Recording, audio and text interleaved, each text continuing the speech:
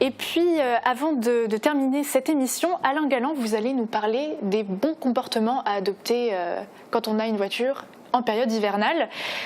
Donc déjà, première question qu'on se pose, qu'est-ce qu'on fait quand on arrive dans sa voiture? Qu'est-ce qu'on vérifie? On va vérifier, donc, pour se préparer pour l'hiver, est-ce qu'on a bien un grattoir dans la voiture? Un minimum, voilà. Si on peut monter des pneus neige, c'est mieux de monter des pneus neige. Ils sont conseillés en France, mais c'est mieux d'en monter. Il y a une réelle différence entre des pneus été et des pneus hiver. En dessous de 7 degrés, un pneu été est plus aussi performant. C'est mieux d'avoir des pneus hiver.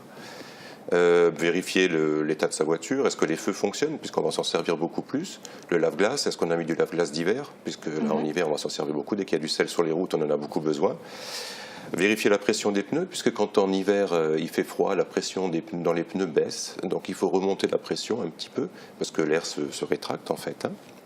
Laver ses vitres, tout bêtement.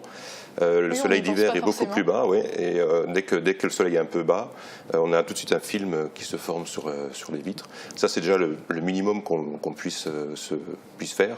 Et aussi partir plus tôt, quand on sait que les conditions sont hivernales, se prendre plus de temps, se donner plus de temps pour circuler en partant un peu plus tôt pour éviter de prendre des risques. Et vous parliez des feux. Alors justement, parfois on oublie d'en mettre, on sait qu'il faut éviter dans certaines zones. Vous pouvez nous en dire un peu plus? Les feux ont deux fonctions, voir, être vu, d'accord. Donc en hiver, on va s'en servir beaucoup plus pour être vu que pour voir. Donc dès que le soleil baisse un peu, ou à l'aube, c'est mieux d'allumer ces feux pour être mieux perçu des autres. Par temps de pluie, neige ou brouillard, les feux de croisement sont obligatoires. Donc dès qu'il y a des intempéries, on allume ces feux de croisement, toujours pour être mieux vu. Les feux de brouillard, si on a des feux de brouillard avant, on peut les utiliser par tous les temps, par toutes les intempéries, pluie, neige ou brouillard. Les feux de brouillard arrière, par contre, on peut les utiliser que par temps de brouillard ou de neige. On ne les utilise pas par temps de pluie. Ok, très bien. Et donc, on a une petite question quand même qu'on se pose. C'est quoi les erreurs les plus fréquentes, finalement? Alors, les erreurs les plus fréquentes, si on parle maintenant d'une situation où on doit réagir un peu brusquement parce qu'il se passe quelque chose devant nous, l'erreur la plus fréquente, c'est bien sûr piler le frein. Piler le frein, c'est ce qu'il ne faut pas faire puisque les roues vont se bloquer. On a des ABS sur les voitures maintenant qui rectifient ça, puisque les roues ne se bloquent plus. Mais ce n'est pas le meilleur réflexe. Il faut essayer d'anticiper le plus possible, augmenter ses distances de sécurité pour éviter justement de se retrouver dans ces situations où on doit réagir brusquement.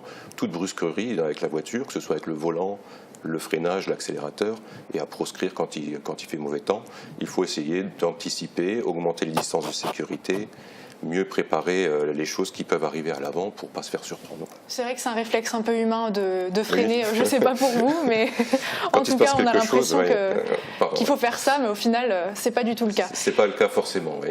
Et pour terminer cette petite chronique, on sait qu'en Allemagne, dans les heures de conduite de ceux qui passent le permis, il y a des heures de nuit qui sont obligatoires. Est-ce qu'il faudrait en France faire aussi des heures de nuit, des heures en intempéries?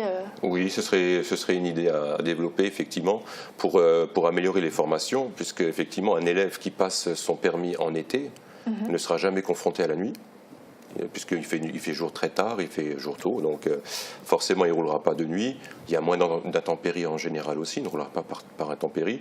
Les formations les plus complètes ici, chez nous en France, c'est l'hiver finalement, puisqu'on est confronté aux intempéries, à la nuit, puisque dès 17h il fait nuit. Donc c'est des formations plus complètes, mais effectivement développer dans le sens là, ce serait intéressant. Aussi les parcours sur autoroute. Ici dans le secteur de Sarreguemines par exemple, on n'a pas vraiment d'autoroute, on a une voie rapide qui va jusqu'à Forbach, mais c'est pas une autoroute. Ce serait intéressant, oui, de pouvoir emmener les élèves sur l'autoroute, faire spécifiquement que de l'autoroute à un moment ou à un autre. Oui.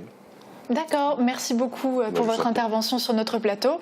Notre émission donc touche à sa fin. Merci également Jean Cicero d'avoir été avec nous et d'avoir donné ces petites explications sur les journées. Il y a le programme qu'on peut retrouver normalement sur Internet. Voilà, sur les sites de la CAF de la Moselle ou du Conseil départemental de la Moselle. D'accord, très bien. Tout est dessus. Ok, merci beaucoup.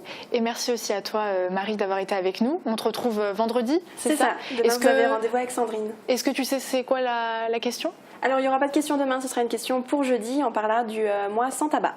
Du mois sans tabac. Très bien. En tout cas, je vous souhaite de passer une excellente journée et puis merci de nous avoir suivis. À demain sur Mosaïque.